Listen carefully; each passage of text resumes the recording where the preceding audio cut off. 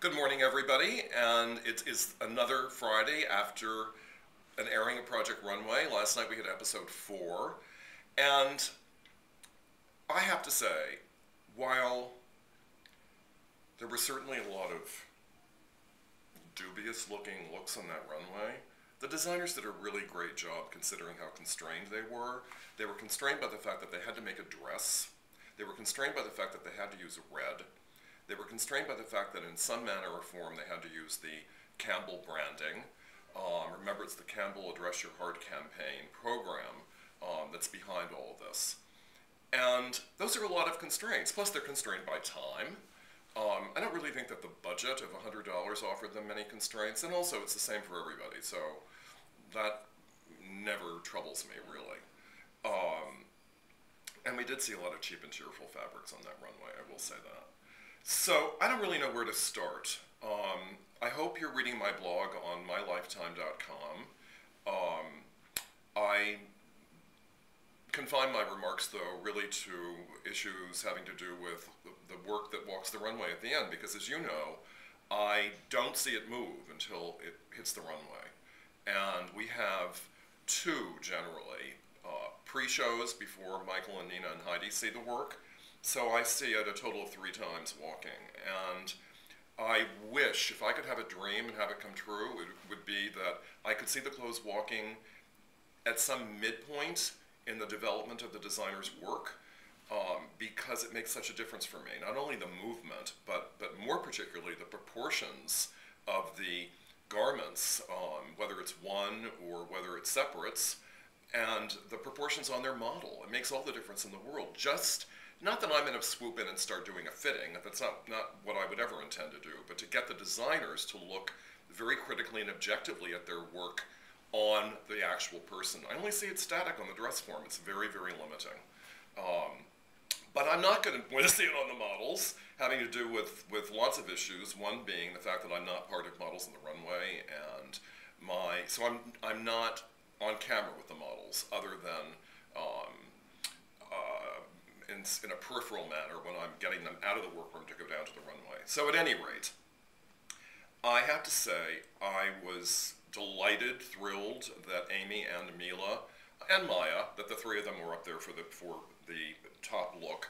For me, it was between Amy and Mila, and were it not for the factor about the winning dress going into production, hands down I would have given the prize to Mila, because was that not a memorable look? Beautiful, had wonderful graphic impact. In fact, I could see it at the Costume Institute's Superman, Superpowers, Superhero show. It was fabulous. It was really wonderful. Amy designed a gorgeous dress. There's no doubt about that, and I'm thrilled that she won. That dress would be much more suitable for many more people. Fit isn't nearly as big an issue as it is with Mila's, nor is proclivity, point of view. I mean, Amy's dress would appeal to masses and masses, and I'm the first to recognize that Mila's would have a more limited audience. So it was the right decision to give the win to Amy. I'm thrilled about it. Now, when it came to who went home, I mean, first of all, I am not in agreement that the look created by Jesus was beautifully made. I thought it was ill-fitting on his model. I mean, part of it was the hoochie-coochie inappropriateness of it all. I mean, a Vegas cocktail waitress would be a little more demure than that. Not that I've ever been to Vegas, but I'd like to go. I thought Anna, Janine, and Anthony's jacket, not the dress, the jacket, were simply awful. I mean, Anna's look, she took all of the aspects of her model, who's gorgeous, all of the aspects of her model that one would want to mitigate, and emphasized them. I mean, it couldn't have been more unflattering. Silhouettes and proportions were way out of whack. It was awful. And how did Janine pass by unscathed? That dress, a colleague of mine described it as 2 dresses. It really was. You had that red bell and then you had a slip showing, or that's what it looked like. You had the little toilet paper ruffle along the neckline. It was inconceivable. And poor Anthony, I mean, the dress was well done. It was a pretty basic dress, though. But that jacket, I was horrified when I saw it walk the runway. It could not have made her look broader.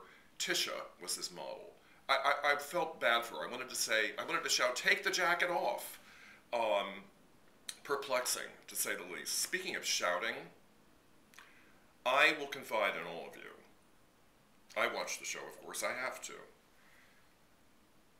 Last night, as Emilio is self-aggrandizing and hurling barbs and criticisms at the work of the other designers, I actually shouted at the television twice, shut up.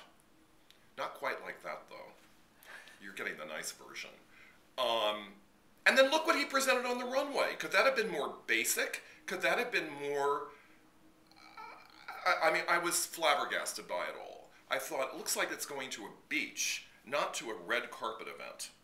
And a red carpet event during Fashion Week. So, Emilio, please put your design work where your mouth is. Not that I really think you're going to be watching this, but maybe someone will tell you. So we have a big week ahead.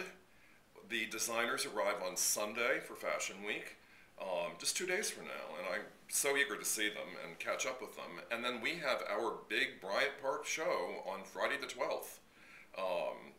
And every designer, shuddering, every designer who's still standing on the show will be showing. So you can do the math. It's going to be a lot of people. It's going to be bedlam backstage. But I will report on it next week.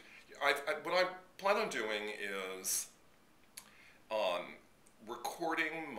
recording this video blog about next week's episode, episode 5, on Thursday afternoon probably. And then I'm going to come back here to my office between Bryant Park and the presentation to the judges back at Parsons. So I'll give you an update, okay? All right, everybody, take care. Stay warm if you're in the Northeast or the Mid-Atlantic. Go out with boots on and carry a snow shovel, all right? Bye, everybody.